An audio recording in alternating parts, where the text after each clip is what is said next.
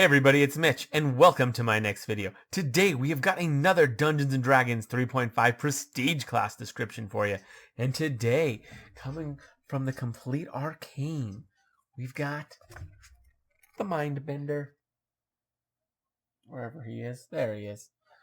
Alright, so we're going to talk about what is the Mindbender. And we're going to talk about what it takes to become a Mindbender.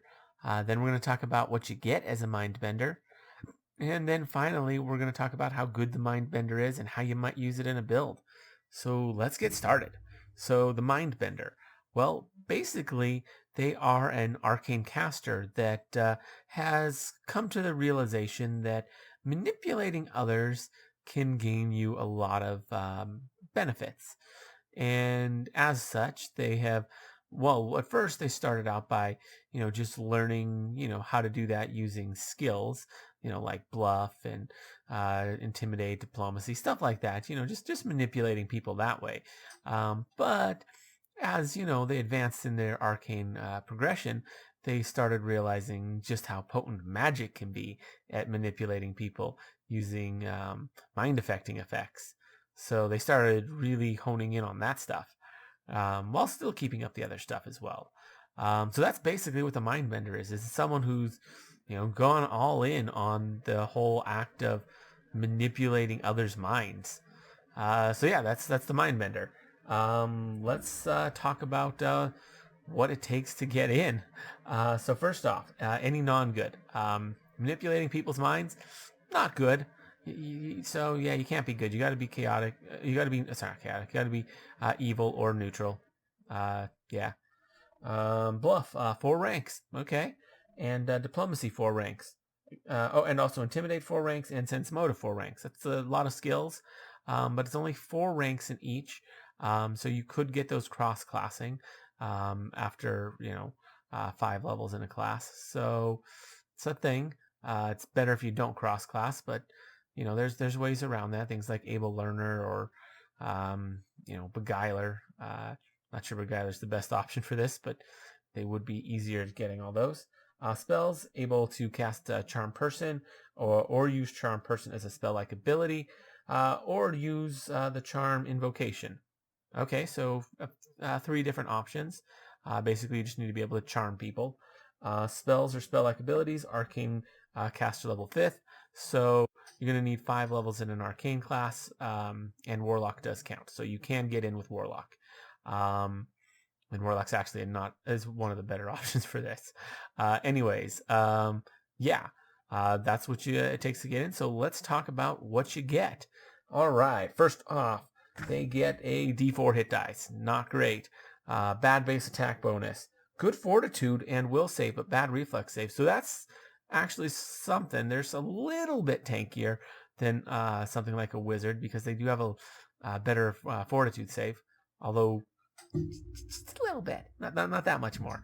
They also get skills, 2+ int, and their skill list is actually not too bad. It's one of the better skill lists I've seen. It has all the important ones, plus it's got some nice stuff.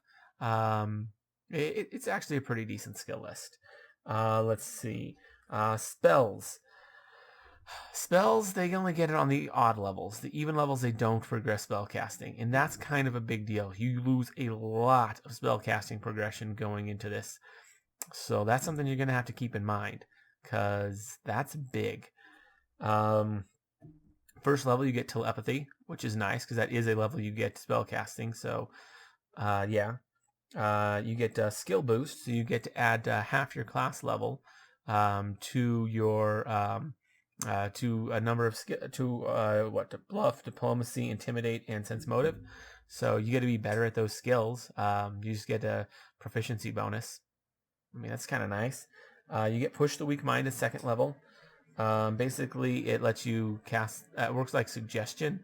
You can do it only a few times per day. There's a few stipulations, like it's got to be within 100 feet.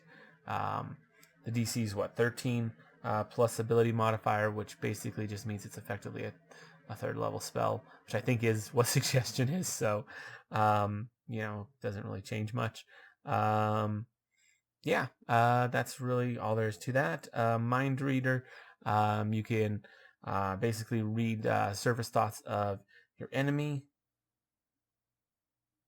Yep, you can just read the surface thoughts of the enemy. That one has a DC of 12 plus modifier, so it's effectively like a 12th level spell. It lasts for a little while, for quite a while. It lasts for a decent amount of time, so it's interesting. Let's see, you get Eternal Charm. Eternal Charm's not bad. This one will make it so that when you charm creatures, it will last forever. You can do that on a number of, just initially one, but eventually it goes up to, I think, like 4. Yeah, eventually it'll go up to 4, that you can just keep charmed forever. So that's kind of cool, I guess. Not finally, you also get enchantment spell power. Basically, you just get a bonus to your caster level, which is funny because this is at 6th level. It starts out as a 2 and then eventually go to a +4. But the thing is, it's going to be less than what you had gone if you had, than what it would be if you had just gone straight wizard.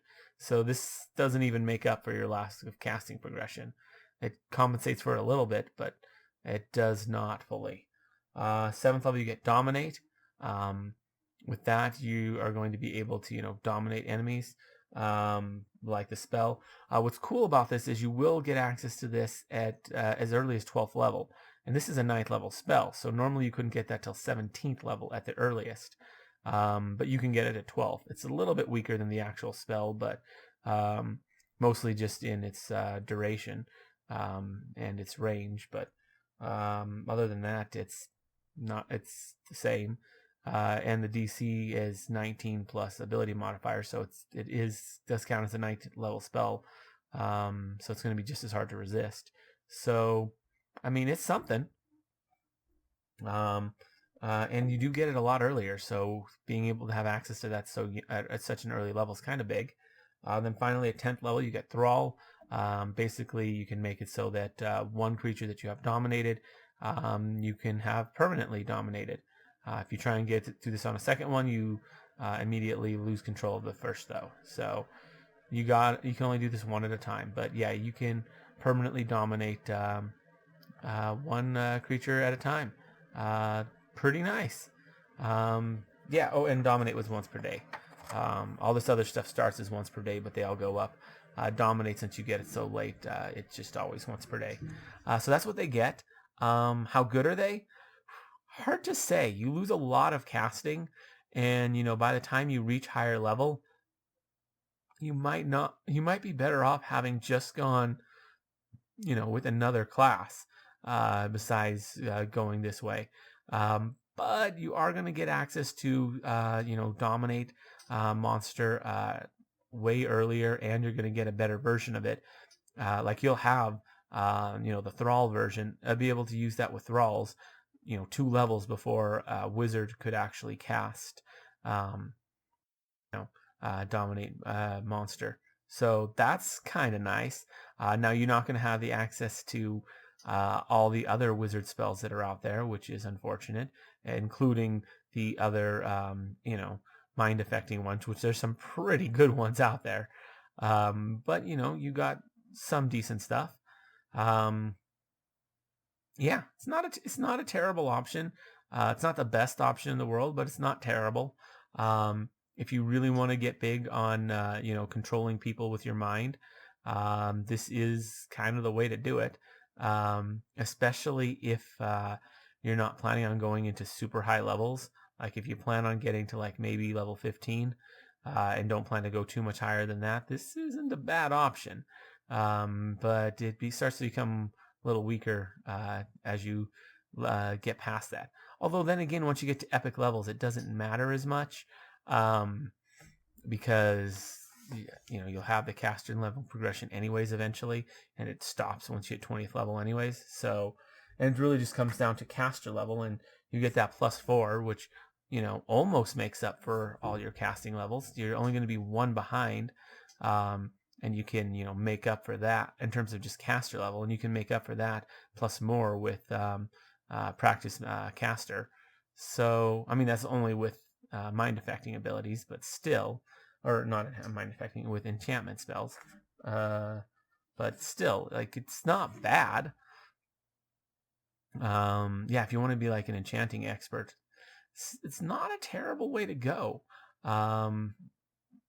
It's kind of underpowered in the 17 to like 22 range for levels, but outside of that range, it's actually not too terrible. So yeah, that's all I got to say about this.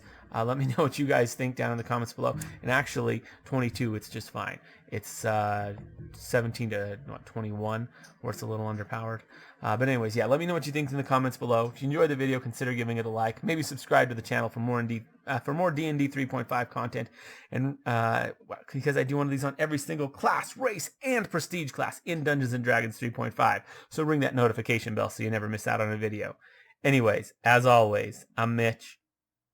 I'll be seeing you.